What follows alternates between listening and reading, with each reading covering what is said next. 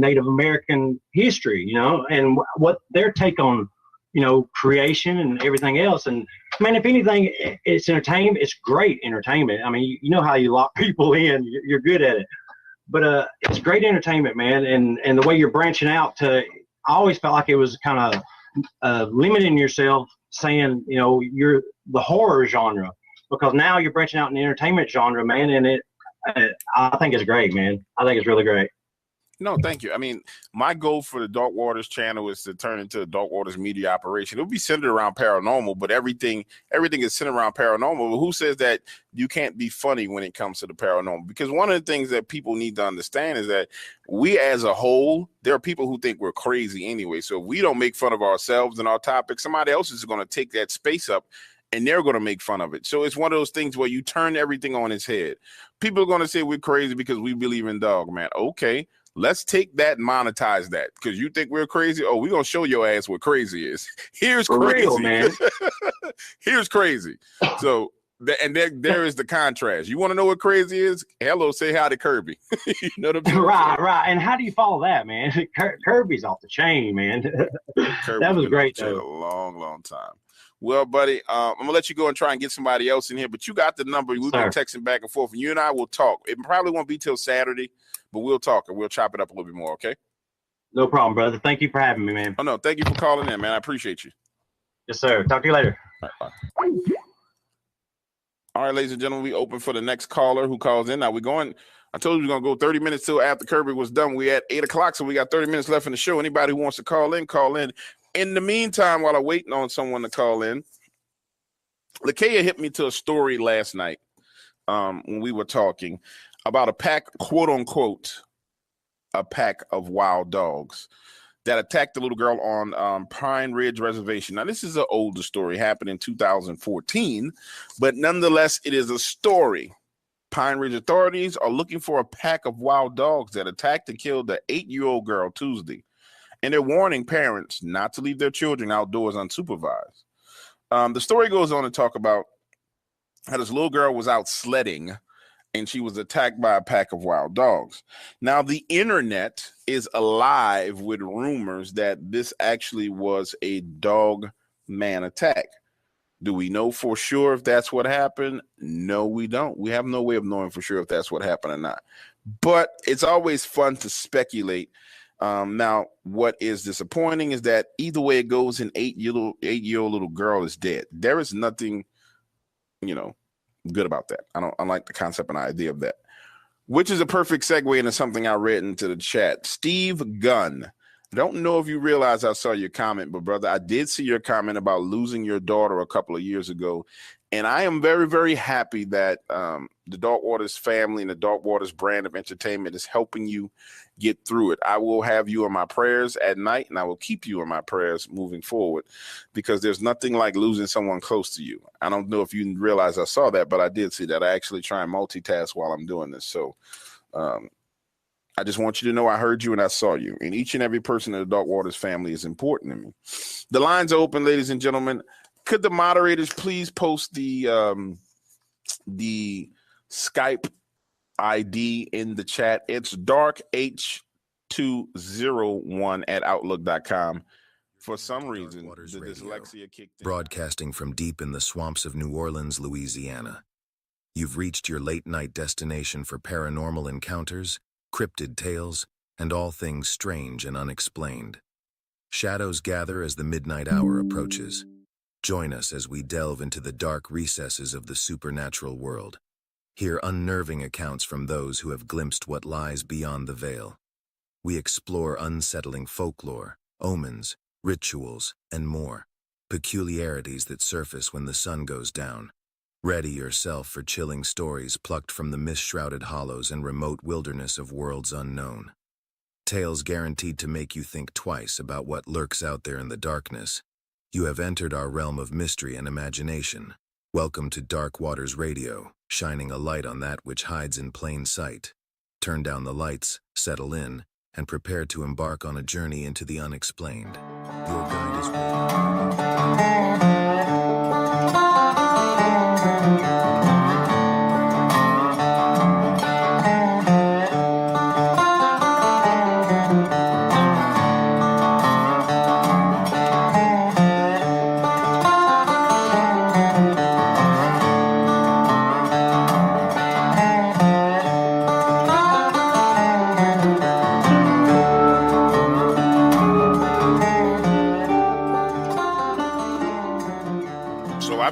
lot of research into Dogman, but let me tell you the way I found out about him. Because it wasn't through any freaking interviews or any stories or any TV shows or Monster Quest. I found out about Dogman by seeing one with my own 2 eyes. Listen, I'm a logger, professional logger, been in the business for 15 years. Worked with all kind of companies. My most recent employer, Evergreen, out of Alaska. Logging is dangerous work, but I love being outdoors, and it pays extremely well. Now, before I start, I'm going to tell you, my encounter was real short, but that doesn't take anything from it at all, because what I saw was absolutely amazing. It's a Monday morning. We're working on the side of this ridge. I'm on the ground, cutting on a tree, when I hear this growling sound over the sound of my chainsaw and through my ear protection. Confused by the sound, I turned Bumblebee off. If you're trying to figure out who Bumblebee is, that's the nickname that I gave to my chainsaw. So now, the chainsaw is turned off, the ear protection is slid up over my ears where I can hear, and now I hear this scratching sound. Clearly, the scratching sound like something climbing the trees.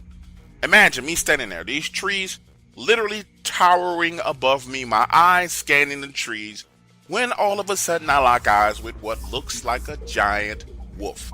And when I tell you it looks like a wolf, the only way I can describe this is the white wolf from Underworld. That's exactly what it looked like, but it's damn near 75 feet up in a tree, hanging on, looking down at me.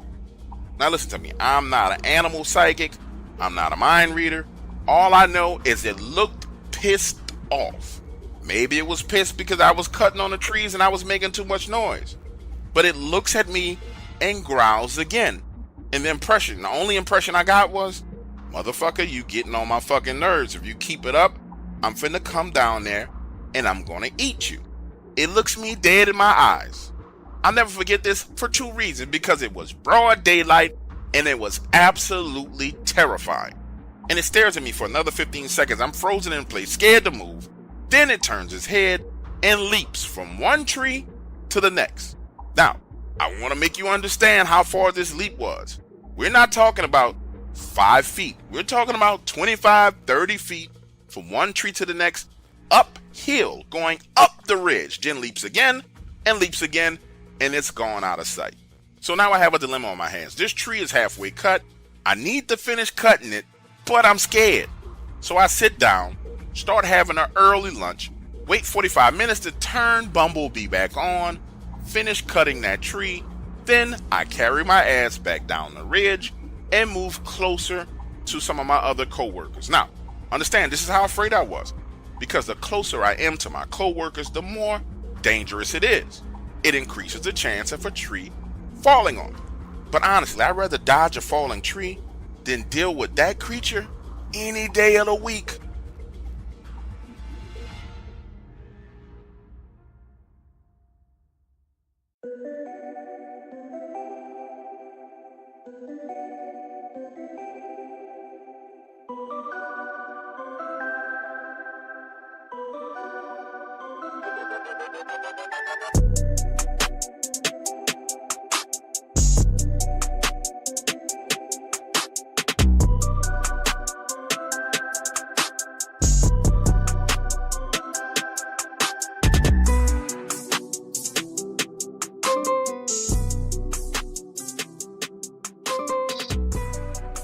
A hard head makes a soft ass. That's what my mama used to say to me when I was a boy. See, I played in the bayous of Southwest Louisiana. When I tell you I was fearless, absolutely fearless. Alligators in the water, didn't care. I would swing from a tree, land in the water 10 feet away, and then swim right back out. But my reckless attitude caught up with me one night, because I wanted to go frogging, and my friends all chicking out on me, saying that the woodsmen were back in the bayous. See, they had heard this from the night fishermen, and for whatever reason, none of those fishermen were going out at night. But I'm 15 years old, invincible, so I get my uncle's flatboat and head out there. Now, if you've never been frogging before, let me explain to you how it works. You ride in a boat with a headlamp on, cut the engines, and paddle across the water, snatching frogs by hand out of the water and from the lily pads. It's about 9:30, and I'm snatching frogs right and left when I hear this tree limb break. Snap! Then another one, snap. Each sound coming from different sides of the bayou. Now I'm looking around both sides of the bayou, don't hear anything else, don't see anything else. But it feels different. It feels creepy all of a sudden. Like someone is out there in the dark, laying their eyes on me. That's when you can hear another limb break. But this time, it's combined with this whistling sound, like something flying through the air. Then bam! A tree limb half the size of my boat slams into the water. And when I say this is close, it's so close to me, the leaves from the branches of the tree actually hit the boat. Now, I got the engine started, turning the boat around, trying to get the hell out of there. And as my head and that headlamp is whipping around in a circle, I get a glimpse of three, count them, 1, 2, 3 woodsmen standing right on the edge of the water. Huge shoulders, no neck, black fur, gigantic pectoral muscles. Scared the shit out of me. Understand what was going on while I was distracted by that limb hitting the water. These other three were about to wade into the water behind me. Had I stayed there 3 to 4 minutes longer, they would have been able to swim up to me and I would have never seen them coming. Back home, I go inside and my mama can tell something is not right. I tell her what I saw and she says, son, everyone else is staying out of the bayous at night for a reason. I done told your hard-headed ass, it's things out there worse than gators in them bayous. Angrily, my mother goes on to explain that had they gotten to me, not only would she had never seen me again, but they never would have found the boat either.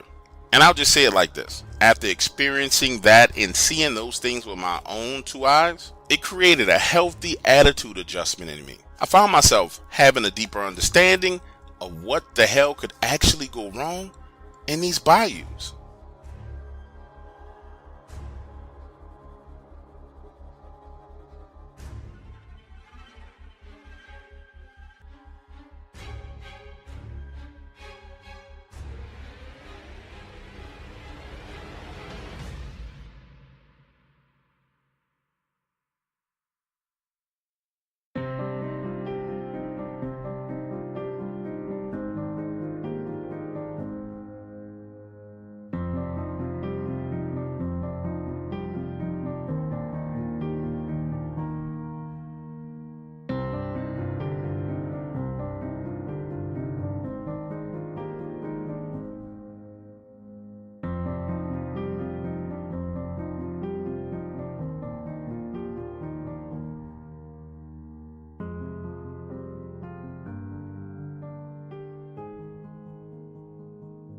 I've listened to a lot of Dogman encounters and stories.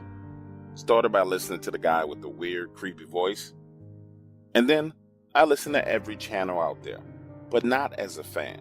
Frankly, I think it's weird how people obsess over these animals. I mean, you don't obsess over great white sharks or giant squids or freaking endangered turtles. But when it comes to Dogman, people obsess over this animal. And that's what it is. Nothing more than an animal. How do I know? Because I've encountered it multiple times. And after figuring out exactly what it was up to, I found myself pissed off. It started last year during this COVID lockdown. For the first time in my life, I was laid off and found myself at home being Mr. Mom. And if that wasn't bad enough, my daughter was going through the change. So she was an emotional roller coaster. One minute she's happy, the next minute she's sad. And on top of that, they were homeschooling, so there was no way to escape the sheer madness. While I'm trying to wrap my mind around the situation of me being unemployed, not knowing when I'm going to get another job, and dealing with my highly emotional daughter, Dogman starts with his freaking bullshit. You see, we live in Easton, Texas, not far from the lake. It's about 11 p.m. when my daughter comes frantically running into the living room, telling me that someone was watching her through the bedroom window while she was changing her clothes. And I pause here for a moment because I didn't take this too seriously. Number one, this is Texas. Number two, this is a small town in Texas. Number three, people know you don't do that kind of stuff because you will get shot. The nearest neighbor is a half a mile away. So naturally, I think my daughter is being a drama queen. But just to ease her nerves, I get the shotgun and head outside. Hell, the thing wasn't even loaded. I circle around the house. There's nothing there. Come back inside, comfort her, and we go to bed. Now, the next day, I just so happened to be outside, mainly because I wanted to get a break from being locked down in the house. And I noticed these scratch marks were on each side of the window, like someone was standing there looking through the window, but scratching along the side of the house at the same time. Standing there looking at this, I start to think to myself, maybe there actually is something to what my daughter was saying after all. So that day, I replaced the burnt out flood light bulbs that I had outside just to give the place some extra lighting. But 3 a.m. that morning, my wife and I are awakened to my daughter coming into our bedroom, scared out of her mind, saying something was outside of her window and growling. So I grabbed my Mossberg shotgun, put on shoes, and head outside, only to discover that the floodlights that I had just replaced had been unscrewed, taken out of the socket, and laid on the ground. Now I need you to understand, my floodlights are 12 feet up in the air. I personally have to have a ladder to climb up there and replace them. So now I'm starting to worry. I head back inside, get my flashlight, come back out, and I'm scanning the edge of the property line. And that's when I first get a glimpse of it. It's up in the tree 30 yards away, and it looks like a freaking werewolf from TV. Gray and black fur, pointy ears that are twitching, huge yellow eyes with these gigantic black pupils. Let me tell you, this SOB is just looking at me like I wish you would point that shotgun at me. Now, I don't know if you ever find yourself in a situation like this where you're facing down something that you're absolutely terrified of. For me, my mind began to focus and there was this clarity of thought. I was able to see the moisture on its snout even though it was dark outside. And I thought to myself, you know what?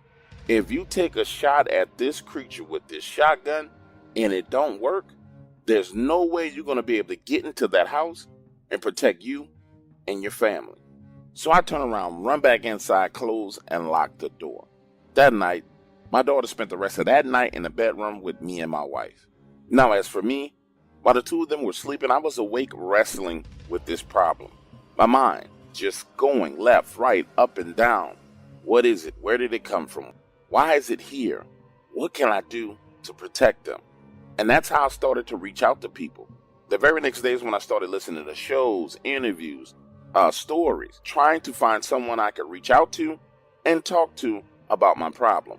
Now, the issue that I ran into was that everyone wanted me to do some type of interview. And I'm trying to explain to these people, listen to me, I have a problem I need to deal with.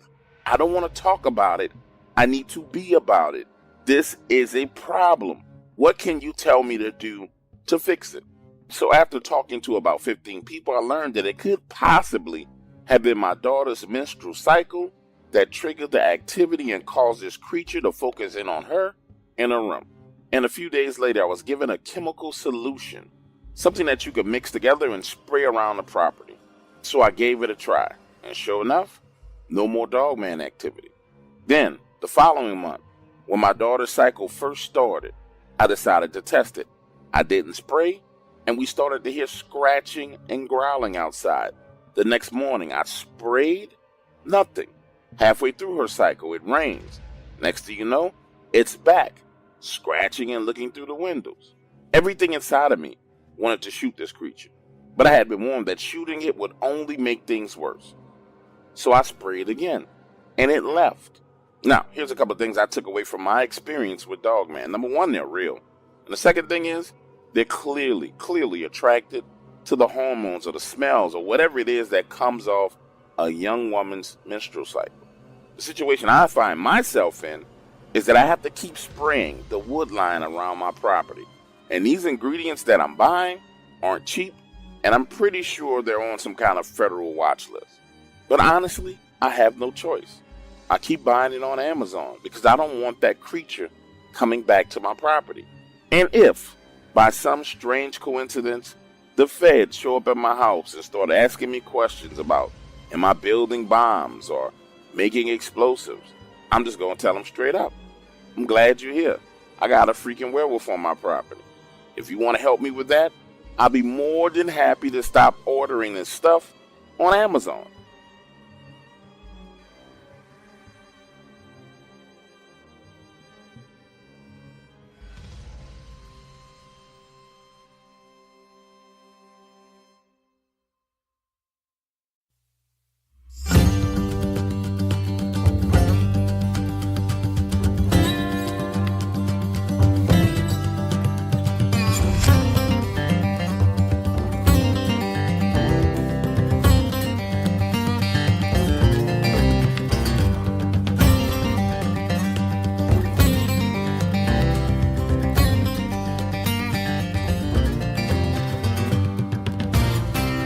this encounter with Dogman was 100% unintentional. Hell, the events of that entire day were just crazy and freaking weird. It all starts at 8:30 a.m. I'm in bed, and I hear what sounds like a truck coming down the road that leads to my property.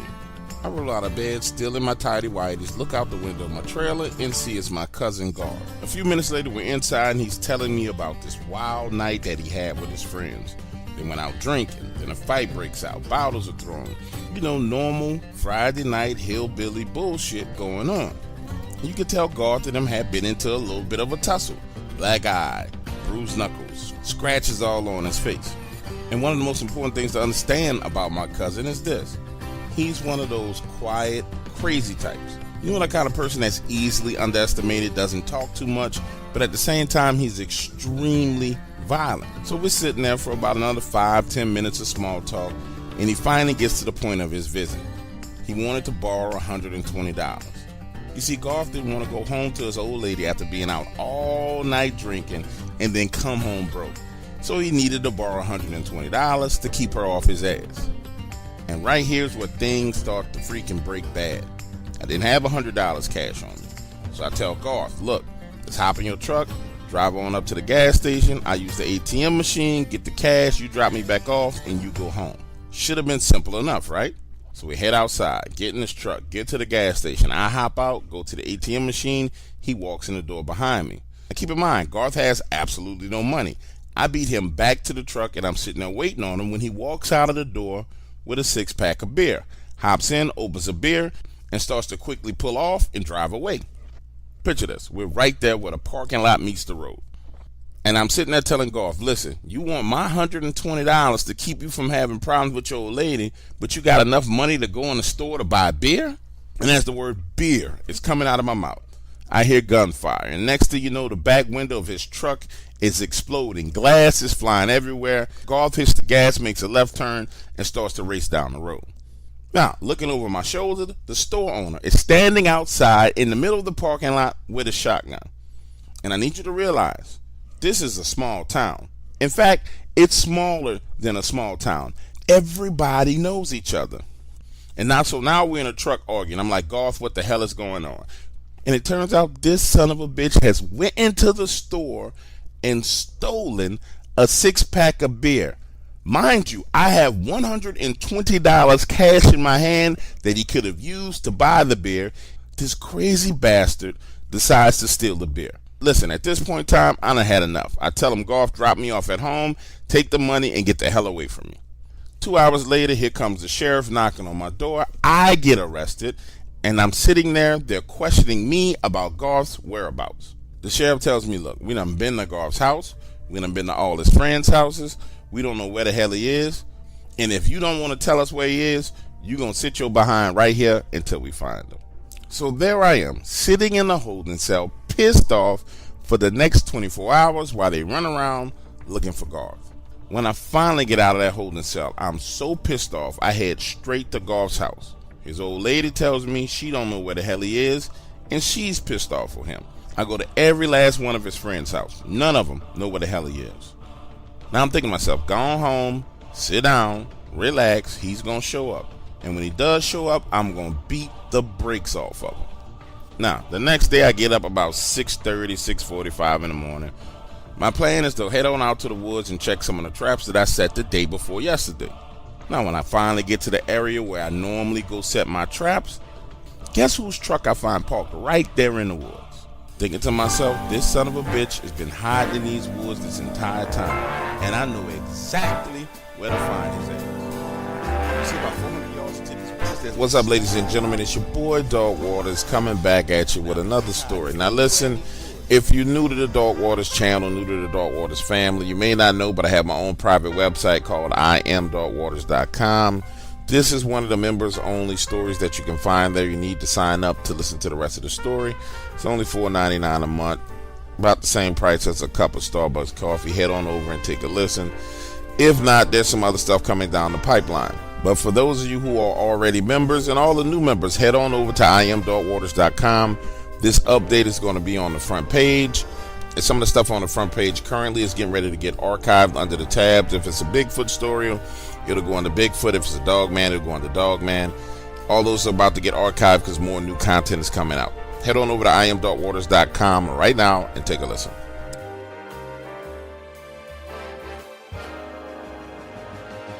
You ever get that feeling that something's just off, but you can't put your finger on it? Yeah, well, let me tell you about a night that turned that feeling into a full-blown nightmare. I was driving back from visiting my sister. It was late, and I was on this stretch of road that's pretty much just woods and the occasional gas station. So I pull into one of these gas stations to fill up and grab some coffee. It was one of those quick trip stations. The place looked new, but the outside was trashed. Garbage all over the parking lot.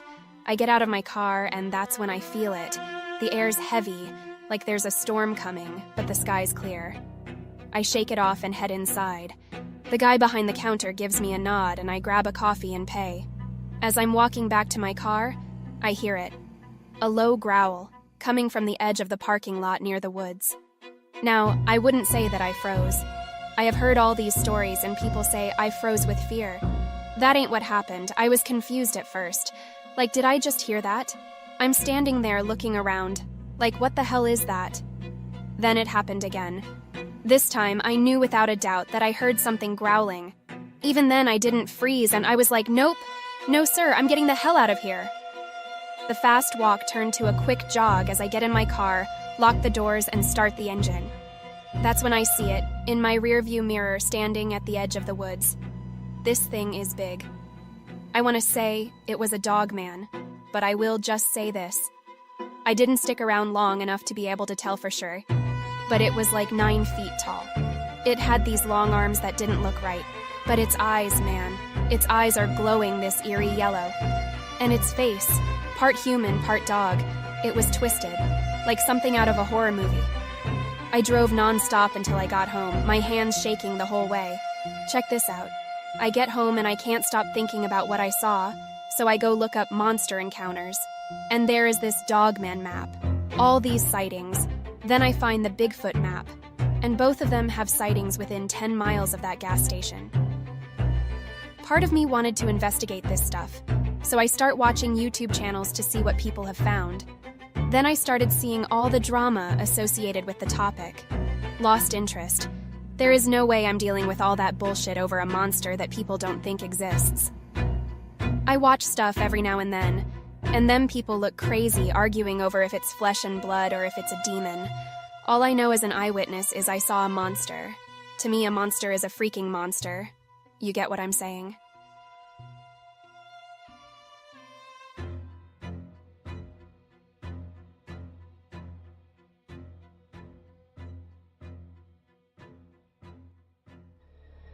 IamDarkwaters.com. Enter the realm of the paranormal and unknown if you dare. Here, the chilling true stories told in Dark Water's own gripping voice will keep you up at night. Tales of shadowy figures, strange creatures, and disturbing entities that lurk in darkness. Become a member for exclusive access to the full archive. Visit IamDarkwaters.com and remember to leave the light on. Security guard at this little roadside amusement park in Texas. I want to be clear with you when I say this. Used to be as in, I quit after what I experienced. Imagine this place. You know, carnival rides that look like they're one bolt away from falling apart, greasy food stands, and games that are practically impossible to win. But hey, it was a job, and it paid the bills. Now the park closes at 10 p.m., but teenagers love to sneak in after hours, thinking they'd get some thrills. Mostly they play hide and seek. Teens being teens. My job was pretty much to kick them out. No big deal, right? Well, that's what I thought until that one night. It was a hot summer evening, the air thick with the smell of fried food and gasoline. I was doing my usual rounds, flashlight in hand, when I heard gasping and footsteps near the bumper cars. Gotcha, I mumbled to myself, grinning. I turned the corner, and sure enough, found a group of teens trying to hide behind the ticket booth. All right, the party's over. Time to go, I announced, shining my flashlight on their guilty faces. Man, you don't understand. We saw something, like a werewolf or something. One of the kids stammered, his eyes wide with fear. I chuckled. A werewolf? Seriously? This ain't a horror movie, dude. I started escorting them towards the exit, still chuckling to myself about the werewolf story. But as we passed the tilt-a-whirl, I felt it, the feeling of being watched. Now pause right here for a moment and let me say this. I have had this same feeling many nights before. I have always taken it like there were kids, inside the park hiding, and they were watching me. The hairs on the back of my neck stood up. Something wasn't right. Then we all heard it. The sounds of metal squeaking, like it was under a heavy weight, echoing from the top of the funhouse. We looked up and there it was. This creature perched on the roof, its eyes glowing red, like a freaking demon from a horror movie. It was jet black, making it appear as more of a silhouette than a body, but when it shines that light... Oh, buddy, it was a werewolf, exactly what they said was out there, long, muscular arms that ended in claws. But its face, man, its head was massive, almost cartoonish. Big wolf head, something out of a nightmare. For a moment, we all just stood there, frozen in terror. Staring at, then. I'm not sure if it was motioning to jump towards us or if it was turning around. All I saw was it moving, and I took off. It was everyone for themselves. Not stopping until we were out of the park and past my car and out to the main road where there was light. Is everyone okay? I finally managed to ask, my voice shaky. Yeah, man. But what the hell was that? One of the kids replied, his eyes still wide with shock. Now here is the messed up part about it all. I asked them where they parked, and these crazy kids had parked on the backside of the park, hidden their car near the woods, and they were looking at me like I'm supposed to do something. I'm like, look, I get paid $11 an hour. If you think I'm finna go back in them woods with y'all, you are crazy. Y'all asses was never supposed to be in here in the first place. Guess what? Them kids started to walk up the road, said screw the car. As I watched them walk, realizing that the road to the right was all woods, I decided no, I can do that to them. So I got my pickup truck and told them hop in the back and we are gonna ride to the back side of the park around the fence. And I will take them to their car. So they hop in the back of the truck. We are speeding around the fence when one of them screams. I see it. Looking into the park, this thing is running along the main walkway in the park headed in our direction, so I veer off and make U-turn and head back to the road. I'm like, listen, I'm taking y'all home. Screw this. Get the car in the morning, so now I'm driving these kids home. Luckily, they all lived in the same area. When they are hopping out, they ask if I'm going back to the park. I tell them in the morning, when I turn in my uniform and quit. Sure enough, the next morning, when I go to quit, they are out there walking on the road flag. Me down for a ride. I drive them around the back side of the park to their car. When I get to the office, my boss is asking me why I was driving kids around, and he starts to fuss about the liability of doing it on the property. But little did he know I was about to quit. I listened to him rant and rave for a good 10 mins, calling me out my name and saying I'm stupid. And I'm like, listen, I quit. You can take this job and shove it up your ass. I'd rather work at the Love's gas station and deal with crazy truckers and drunks than deal with what you have going on out here.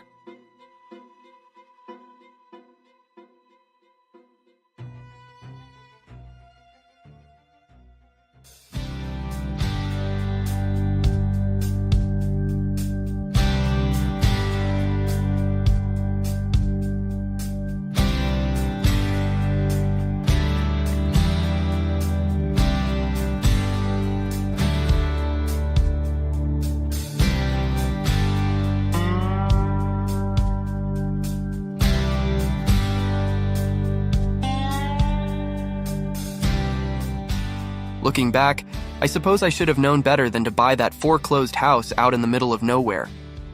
But as a newly divorced man, I just wanted to get away. My parents offered for me to move back in with them. You see, my wife had gotten everything in the divorce settlement, and I was trying to make it on my own. The price was right, and the place had potential. Sure, it needed a lot of TLC. The wooden siding was weathered and paint chipped. The porch sagged a bit in the middle, and the inside was straight out of the 1960s with its faded floral wallpaper and ancient appliances. But it had good bones and several acres of land where I envisioned starting a little vegetable garden and maybe getting some chickens. A fixer-upper with room to grow was exactly what I needed after my chaotic life in the city. Move-in day rolled around, and let me ask you a question. Have you ever been overwhelmed with emotions? I mean like a roller coaster of emotions? That day I was excited, scared, worried, and optimistic all in one. It was emotionally draining. Thinking about starting over, feeling like a failure. My mind played tricks on me. Voices echoed in my head. It was utterly nerve-wracking. With every box I picked up came another thought, each more annoying than the other. The day I moved in was sunny and crisp, perfect for a fresh start. I just finished unpacking the last box in the cozy little kitchen when I heard a truck rumbling up the long gravel driveway. I peered out the window to see a battered blue pickup pulling up near the porch. An elderly man in jeans and a John Deere cap got out and waved in my direction. I opened the front door and stepped onto the creaky porch boards. "Howdy, neighbor," he called out cheerfully. "Name's Bert. I live just over yonder," he said, pointing west across a field. "Wanted to stop by and welcome you to the area." I introduced myself, and we chatted for a few minutes about the town and surrounding countryside. Bert seemed like a kindly old man, though with a tough look in his eyes, like he had been through some things in life, but you could tell he was happy to have a new neighbor. "You let me know if you need anything or have any trouble around here," he said with a tip of his cap as he headed back to his truck. "Thanks, Bert. Real nice to meet you," I replied with a smile. Maybe this place wouldn't be so lonely after all. The first couple weeks went by smoothly as I settled into a routine fixing up the old place, but one night, as I was reading in the living room, I heard an eerie sound drift in through the open window. At first it was barely audible, just a high-pitched keening carried on the wind. But it grew steadily louder and more unnerving, a sort of wailing cry that made my skin crawl. It seemed to circle the house, the fluctuating volume making it hard to pinpoint the source. My nerves on edge, I crept to the window and peered out into the inky darkness. The nearly full moon illuminated the yard and fields with a dim bluish light, but nothing appeared amiss. The only movement was the wind rustling through the trees bordering the property.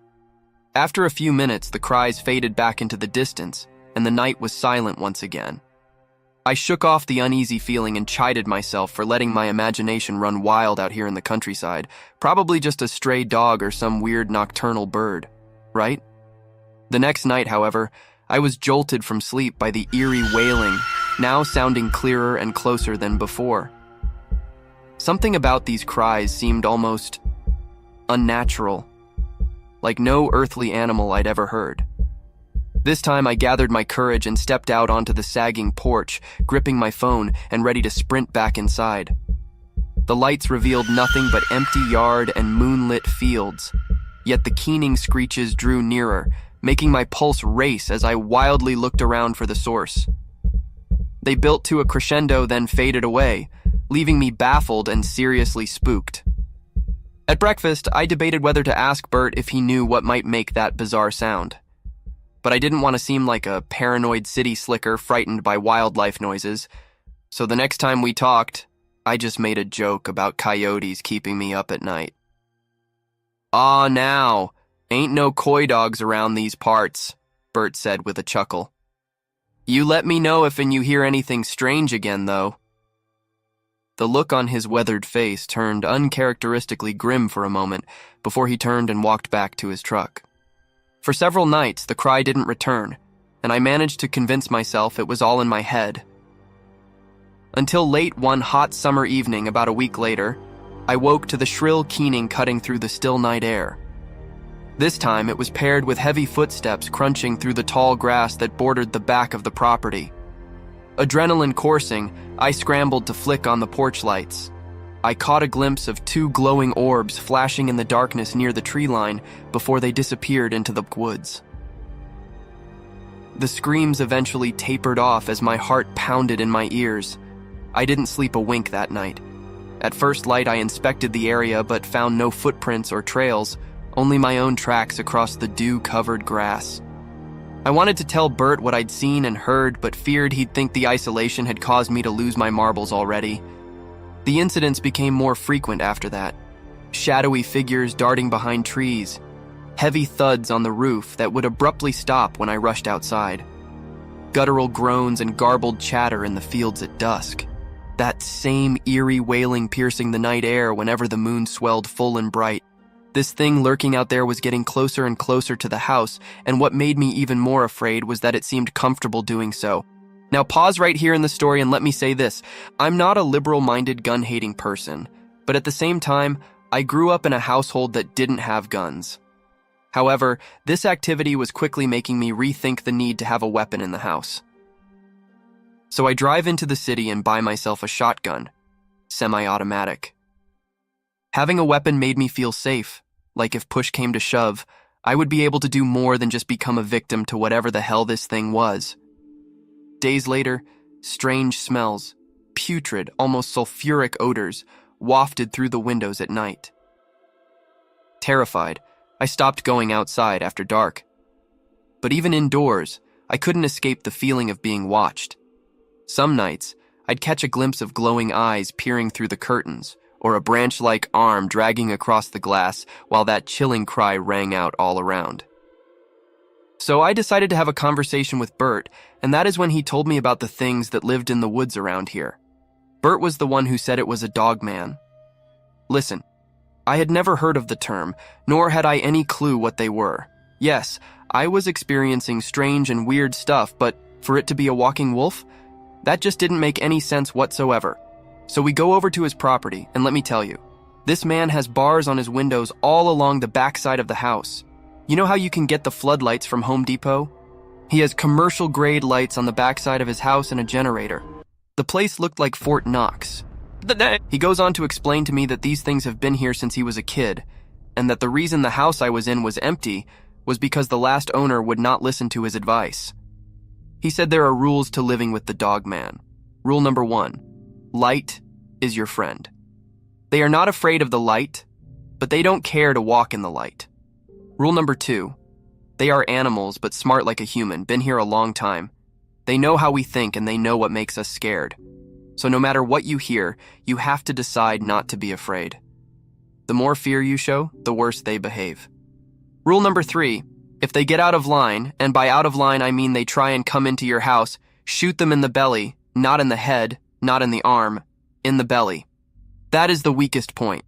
Most people try and shoot them in the chest. A shotgun blast to the belly. It won't kill them, but it will sure make them think about coming back.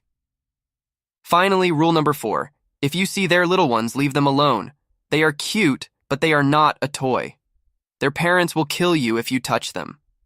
Also, don't sleep when it's storming. Never sleep through a storm, stay awake and be on the lookout. Things got quiet after that. Not sure if they had just left the area or they were tired of messing with me. Then one night, it starts to storm. You know that kind of storm where the rain whips and lashes against the windows? The wind howls, lightning strikes, and thunder rumbles the house. That is the kind of storm we are talking about here. It was 9 p.m., I remember, because I was searching for TV shows to watch on the guide menu when the power went out. Then this rancid smell invaded the living room from the windows. I knew they were outside. Was it 1, 2, 3? I had no clue, but I knew one thing for sure. I had enough. The shotgun was always loaded and never out of arm's reach, so I grabbed it and went out the front door. Lightning filled up the night sky, and not normal lighting. It was more like a strobe light behind the clouds, blinking, flashing every 4 seconds. Right there at the end of the driveway was one of them. Now mind you, I had heard them, smelled them, seen their eyes shine, but until now, I had never laid eyes on one. Let me tell you, there is nothing that can prepare you for seeing that. I have read people online saying, I want to see a Dogman. Where can I find one? Listen, only a fool wants to find this. It's looking at me, and lighting flashes, and I see movement from my left side, and it's another one, 10 feet away down on all fours. It's looking at me, ear pinned back, ready to pounce. So I fire that shotgun into the ground and wait to see the reaction, and nothing. They didn't react, didn't flinch. So now I point at the one closest to me, and this thing stands up, and it's taller, more slender than the other one. So now I'm thinking, okay, this was a bad idea. However, it's too late, and I could feel it. If I backed down, these things would be all over me. Never a moment of peace, so I pulled the trigger aimed right at the one to my left, And you know how it sounds when someone gets hit in the chest. That thud? Well, it sounded sort of like that, but you could tell its belly was full. Not sure if that makes sense. Now let me say this. I have heard people say they are bulletproof. Well, I can tell you for sure they are not, because the way that thing reacted, it hurt, and it hurt bad. It drops back down on all fours and takes off, and as it's moving away, I turn my attention to the other one, and it is now backing off and moving away. I rush back inside, lock the door, and sit with my back against the door. I just knew it was going to charge and break the door down, but nothing happened. The next day, I go and talk to Bert, tell him what happened, and Bert says they were at his house last night too. They stayed in the wood line, and in his words, "Those bastards know I will shoot the minute they get in range, so they leave me alone." He explained to me that as long as I stood my ground on my land, I would be fine. Guess what? Bert has been right. They have been back, but they are not bullying me like they were. According to Bert, they are an alpha predator, but they also have been here a long time and they know how dangerous humans are. So they pick their battles wisely. I have decided I'm not moving and I'm not running. I have lights now on all sides of the house. The renovations are mostly done. Reinforced steel doors on the front and backside of the house. I decided not to do the bars because what I saw was so big, if it wanted to come through a window, there would be nothing that would stop it. I decided to spend my extra money on guns and ammo. For the most part, as long as I don't have a bunch of people over, they mind their business. The one time I had company over, they came in that night to look and see what was going on. Now, do I think they will kill me if given an opportunity? Yes, I do. No doubt about it. Will I make it easy on them? No, never.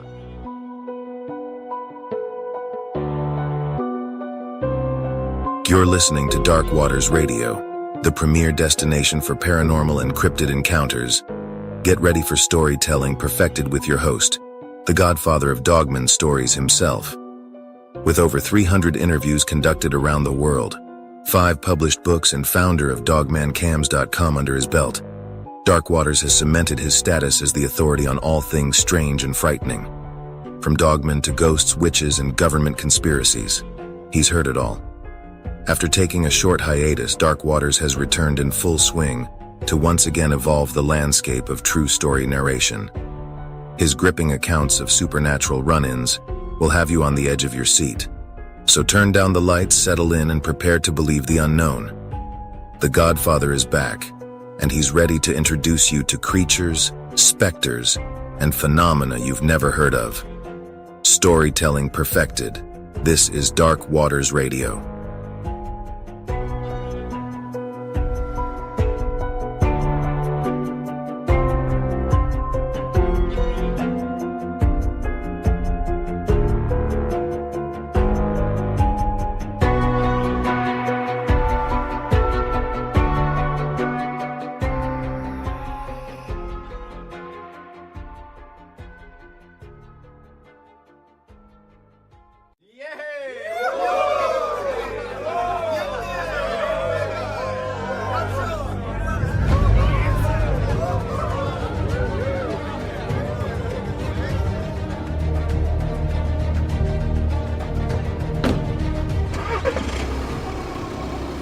Come on, honey, let's go.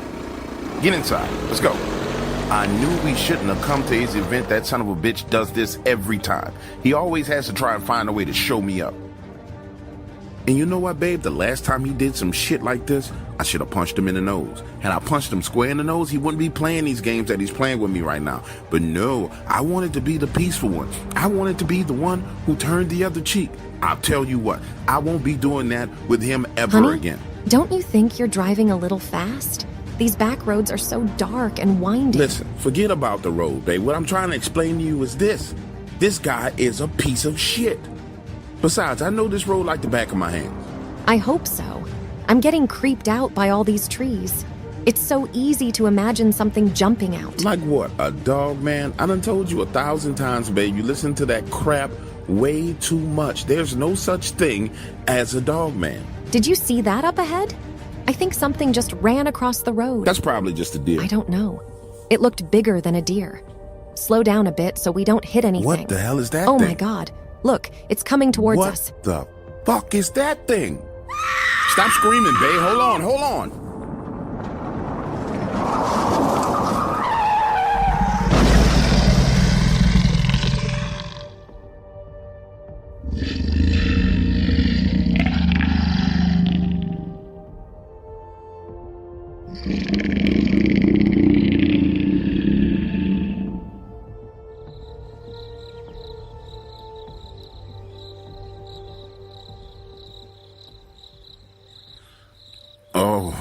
Oh, my head. Oh. Honey, are you okay? Honey. Babe? Babe, where are you? Oh, what the fuck? Where's my cell phone? Son of a bitch. I gotta get out of this car.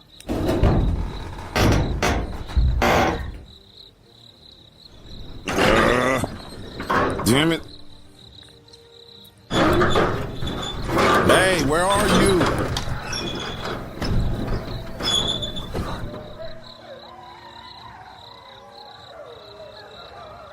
Now you see, this is a bunch of bullshit right here.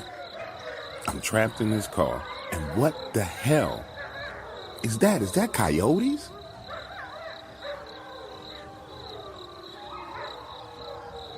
Is that wolves? You don't have wolves around here.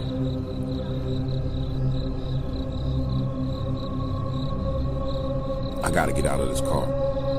I absolutely gotta get out of this car. Hold on, wait. There's a light over there in the distance. Hey, hey, hey, hey, help me. Hey, I'm over here, help, help, help.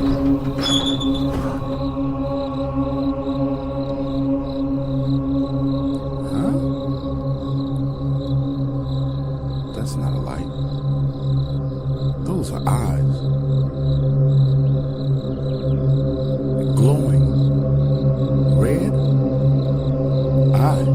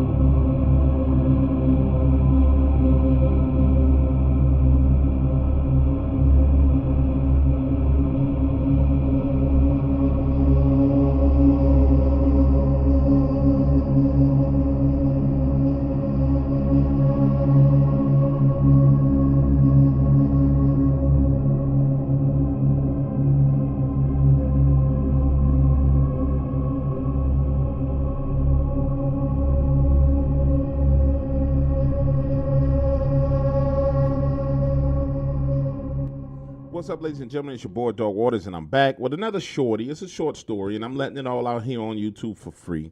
But I need to do a little bit of housekeeping and house cleaning. So really, really quickly, for those of you listening, click all the buttons, the like, the share, the subscribe, and comment. Do all the stuff you know you're supposed to do. Don't lay up here and play me like that, man. Don't just be like, oh, I'm going to listen to Dog Waters stuff, but I don't like them, so I'm not going to comment. I'm not going to share, and I'm not going to subscribe, but I'm going to listen to it. Don't be that way. Don't be no selfish fool like that. Now, I struggled with this, and I'm getting over it. You know what I'm saying? I prayed on this because, you see, those of you who've been listening for a long time, you've heard, you know, about State Line, Mississippi. And those of you who are members of the website, you've got a couple of State Line, Mississippi stories. But I struggled with this because I didn't want to put State Line on the map like I kind of put Taylor on the map. Well, there's no kind of to it. I put Taylor on the map with the C. Jalak and Ranch story. And then all of a sudden you had all these people running around saying they returned to Taylor, went to Taylor, like it's retardation, right? But I didn't want to put State Line on the map like I did that because I know how people are. They're going to run out there and try and go there. But that's not my responsibility, man. And I learned the lesson. And it actually hurt my brand by not just putting out the content because I'm being concerned about people who going to do what the fuck they're going to do anyway, baby. So let me be clear with you. Right now, throughout Mississippi, there are dogman attacks that are being covered up as boating accidents. There are dogman attacks that are being covered up as people being eaten by packs of wild dogs. There are home invasions that were by dogman that are being covered up as a regular human being went in there and did what it did. So if your silly ass wants to run over to any of these places and go looking for dogman, I just want to pack with you, man. Just call me or email me and tell me what happened to you. You understand what I'm saying? Just holler at your boy. Just holler at me and let me know. You understand? All right, now let's get into the story. The Dark Waters channel is for entertainment purposes only. Although information in these stories can be traced back to relevant and true sources, Dark Waters strongly discourages its viewers, listeners, and subscribers from visiting the site of incidents and encounters discussed or revealed on the show. In other words, we will not be held responsible if you are attacked by a dogman, molested by a bigfoot, bitten by vampires, chased by chupacabras, abducted by aliens, accosted by the men in black, investigated or arrested by the local law enforcement, CIA, FBI, NSA, EPA, BLM, or another alphabet group, whether on U.S. soil or abroad. Thank you for tuning in, and enjoy the show. I used to have a job, but I got laid off. I used to have a wife, but she said she had enough. I used to have a car, but it got repossessed. It seemed the Lord had found someone he likes to test. You know what I love most about storytelling? It's the knowledge that's passed down from generation to generation. I remember my pop telling me stories late at night when I was a kid. He taught me so much. He taught me that I was a soul experiencing the world inside of a physical vessel, and that there were other souls stranded on this planet.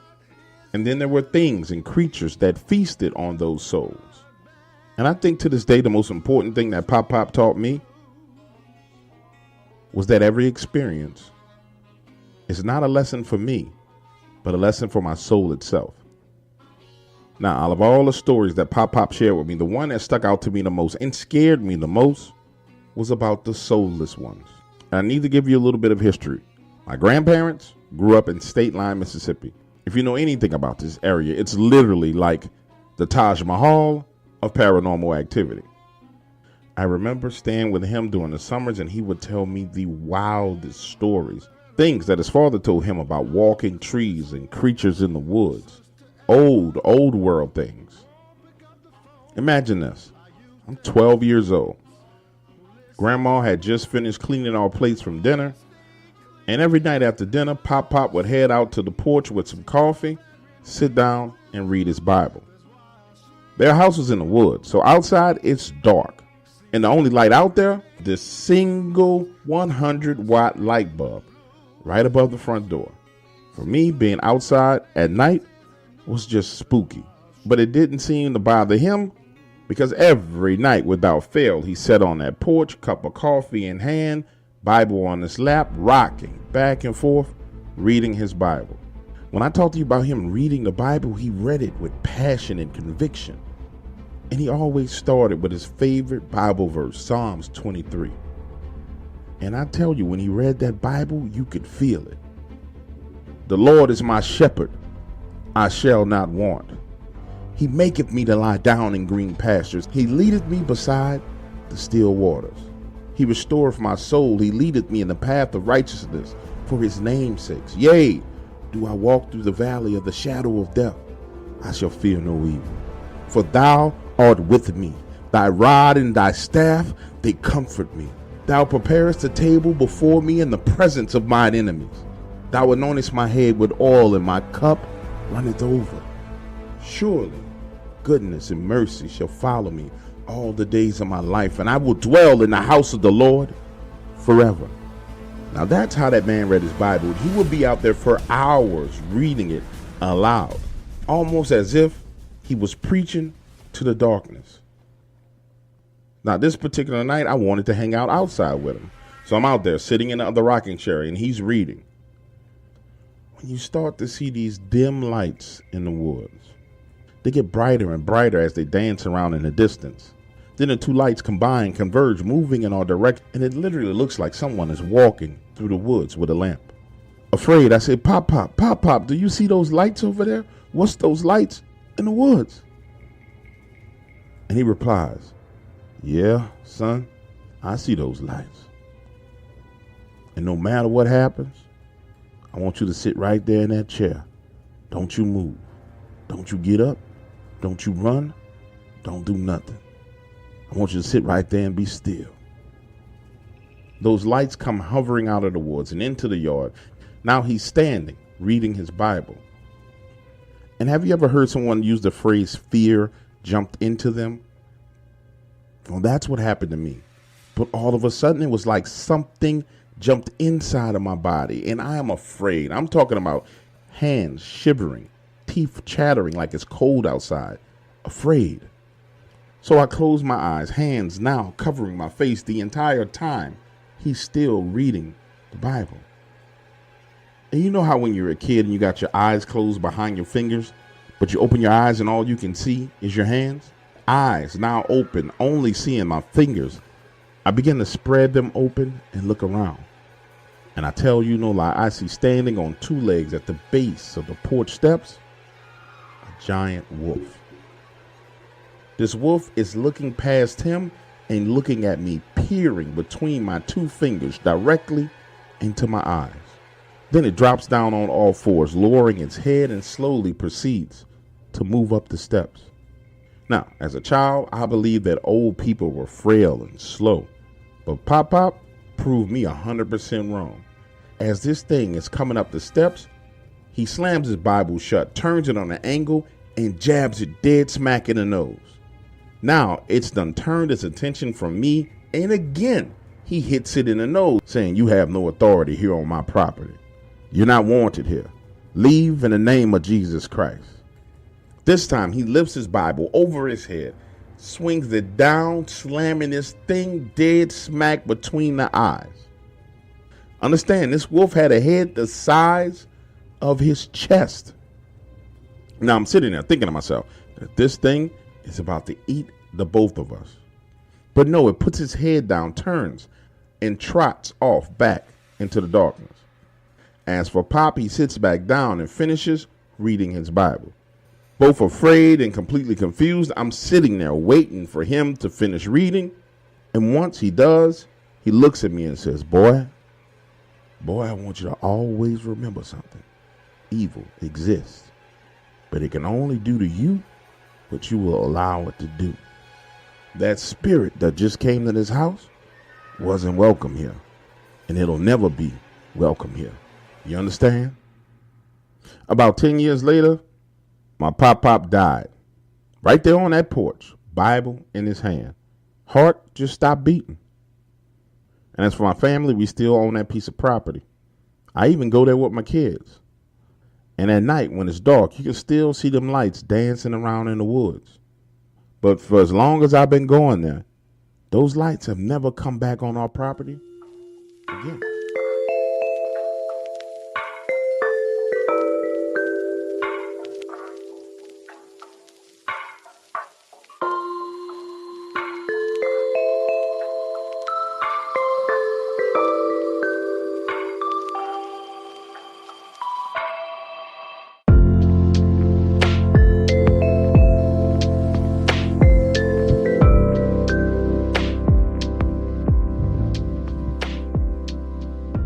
Now, I'm not one of these crazy people who go out looking for anything. When I first started researching what I saw on the side of the road and realized that there was a marketplace for this, I was shocked. Now I'm in the insurance business, and so when I talk, I can't help but sound like a salesman, but listen. I was truly shocked that there was a market for werewolves, and then I was completely caught off guard by the behavior of the people. I joined a few Facebook groups just looking for answers and to share my encounters, only to ask questions, and I'm talking about, immediately I was attacked, people saying that my description didn't fit the description of Dogman, and I'm like, whoa, what kind of crazy shit is this? So if I go back and forth with them saying, listen, you are not gonna tell me what I encountered. I know what the fuck I saw. Now, if you don't believe me, or if it does not check all your boxes, tough, but this is what happened. It was like I was swarmed by a freaking beehive, so I go silent and just watch. Another person comes in and they jump all over her about her encounter, tearing it to shreds, looking for inconsistencies, saying she is lying. It's the most insane thing I've ever heard. So I back off and I'm like, fuck it. I didn't want to see this shit, don't care to talk about it. One day I have a client come into the office. Guy owns an Amazon distribution hub. You know, the vans that deliver packages. And he is talking about a driver that had a wreck and how the driver claims this werewolf thing ran across the road, scared him, and he wrecked. Nothing major, just hit a guardrail. And he is joking like, does the insurance cover werewolves?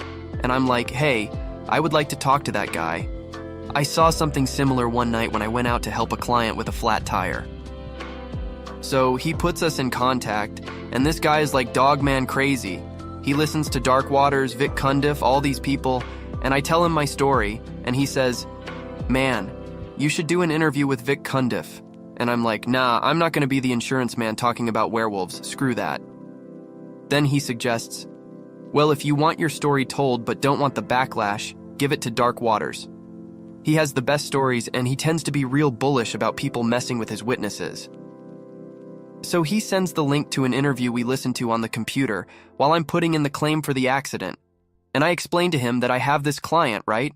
Sweet 65-year-old lady, she's been with me for 10 years. Her husband died, and he was the one who took care of all the insurances and stuff. Well, after her husband's death, she decided she wasn't going to cut back, try and skimp on the expenses, came into the office when I was not here and got rid of her roadside assistance, trying to cut corners, save money. But she is 65, and she needed it. Listen, I'm at home. It's 8:30, and my cell phone rings, and it's Jean, and she says she is on the side of the road. It's dark, and she has a flat tire, and they are telling her she does not have roadside assistance. So I log in, check, and she does not have it. I explain to her that she canceled it, and she has a meltdown, crying, asking what will she do. She needs help. So I tell her, listen, hold tight. It's a 15-minute ride. I will come and change the flat, and then in the morning I will just add the roadside and pay for it myself. So I head out of the house and drive over to where she is, and it's pretty dark and spooky. I can see why she was having a meltdown. She has her hazard lights on, and where she stopped was right in the bend of a turn, so someone speeding would not be able to see her until the last minute. So I'm like, listen, Jean, we are gonna drive on this flat a little ways and get out of this turn so we don't die out here. I leave my car, drive her out of the turn and up to the front side of this house that sits just off the road, and start to change the tire. She is thanking me and saying how much she loved that I would do this, talking about her husband, and she just slips in the conversation that she saw something with red eyes over in the woods in that turn, and how it scared her. Then just keeps talking. The homeowner comes outside with a flashlight, helps out, and we get her situated, and she is like, okay, let me turn around and bring you back to your car. And I'm like, no, it's fine. I will walk. It's not more than 100 yards. She insists, and I'm like, no, go home and call me when you get home. She pulls off, the homeowner goes inside, and I walk back to my car, and fuck me, it's spooky as shit out there. I remember laughing, trying to brush off the nervousness, and then hearing a limb snap to my left in them woods. I'm like, what the fuck, man? It didn't sound like no freaking twig. Dude, this was a tree limb. So now I'm looking, and as I look, a car passes by and lights up them woods, and I see them big eyes reflecting red, and those teeth for a split second. It looked like this thing was grinning at me like it was smiling over there in the dark. I run, full speed, angling into the road and haul ass to the car, cranking it up before I get there. And when I get in to pull off, another car is coming around the curve and I can't pull off. It lights up the woods again, and that thing is coming up this embankment towards the passenger side of my car, and bro, I floor it. Tear off down the road. He is listening to my story and he says, yeah, fuck that. People gotta hear that one. That is some scary shit, bro.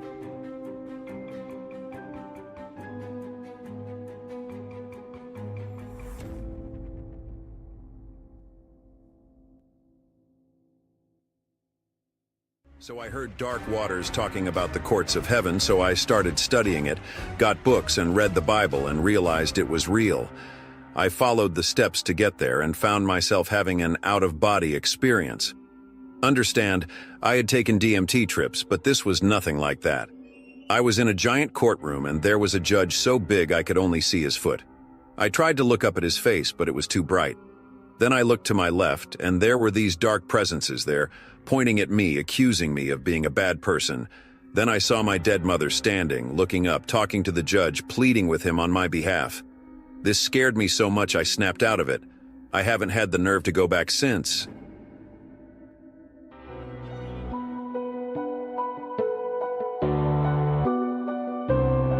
You're listening to Dark Waters Radio, the premier destination for paranormal and cryptid encounters. Get ready for storytelling perfected with your host, the godfather of Dogman stories himself. With over 300 interviews conducted around the world, 5 published books, and founder of dogmancams.com under his belt, Dark Waters has cemented his status as the authority on all things strange and frightening. From dogmen to ghosts, witches, and government conspiracies, he's heard it all. After taking a short hiatus, Dark Waters has returned in full swing to once again evolve the landscape of true story narration. His gripping accounts of supernatural run-ins will have you on the edge of your seat. So turn down the lights, settle in, and prepare to believe the unknown. The Godfather is back, and he's ready to introduce you to creatures, specters, and phenomena you've never heard of. Storytelling perfected. This is Dark Waters Radio.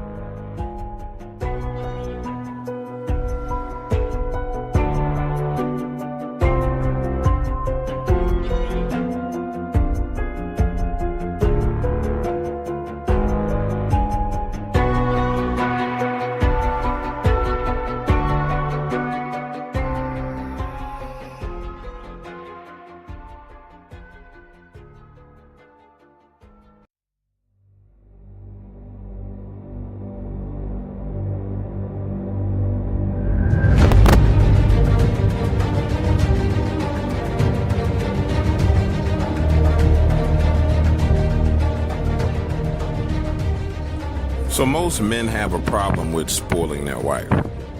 Me, I never had that problem. As far as I was concerned, I didn't have an issue with dropping you off to work, picking you up from work. I don't have an issue with opening doors and closing doors.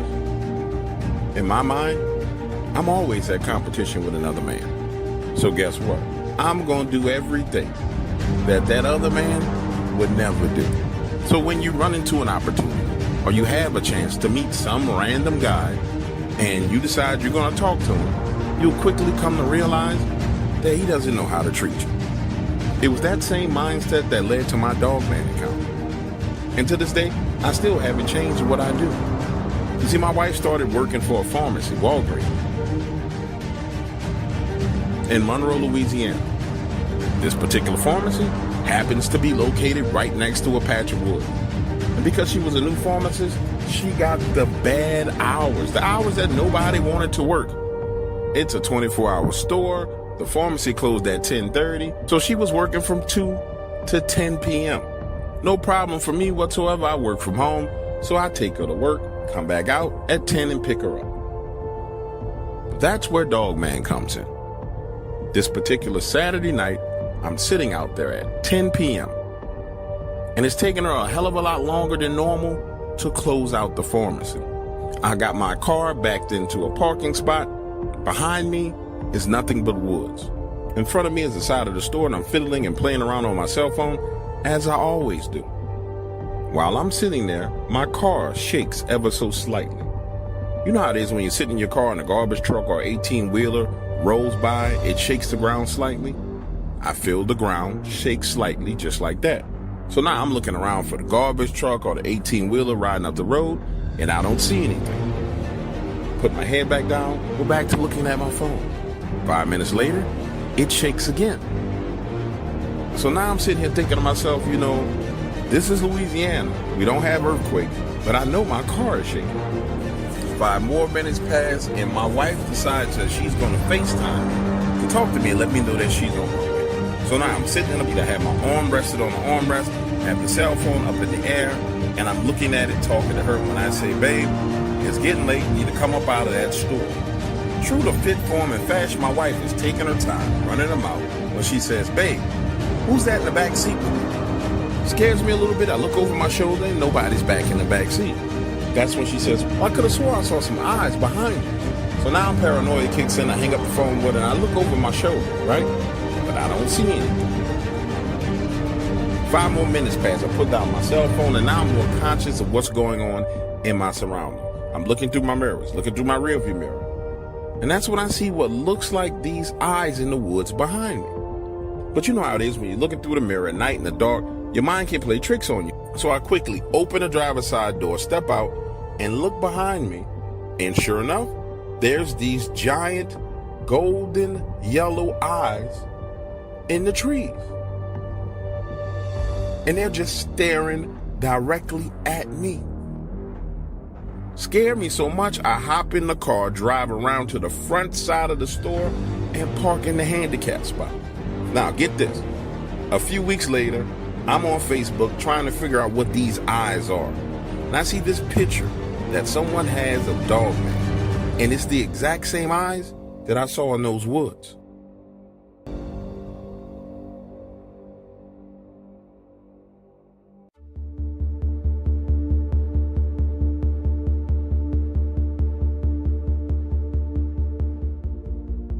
Listen, the concept of a wolf that walks on its hind legs was and is still foreign to me.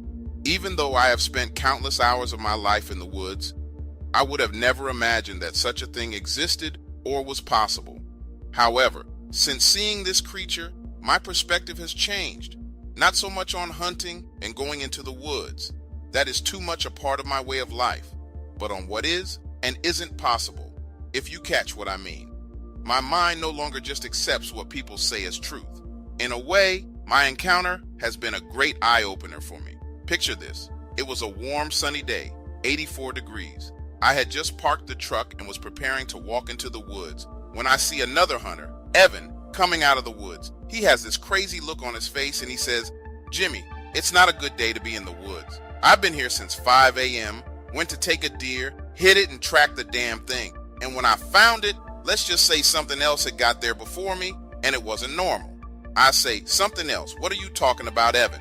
He replies, listen, just trust me. Stay out of the woods today. Besides, you done got out here late anyway. He was right. I should have been here hours ago.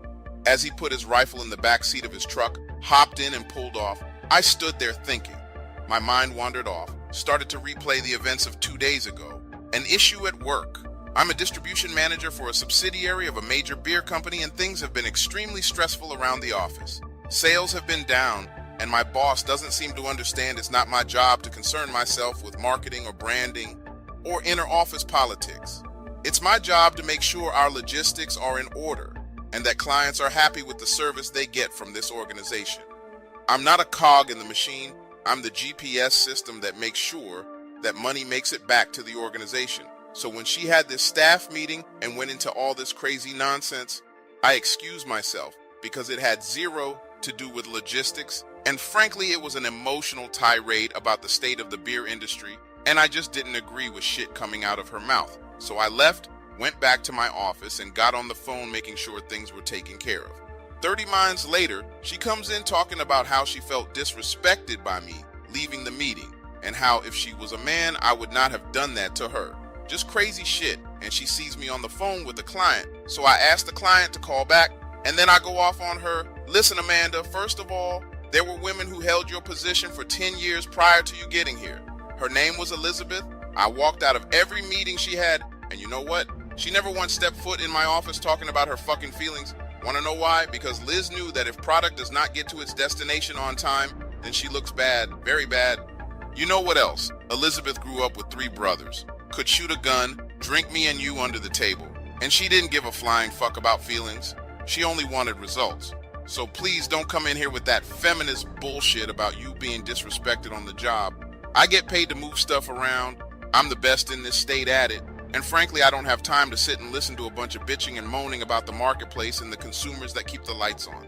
She stood there with her mouth dropped wide open.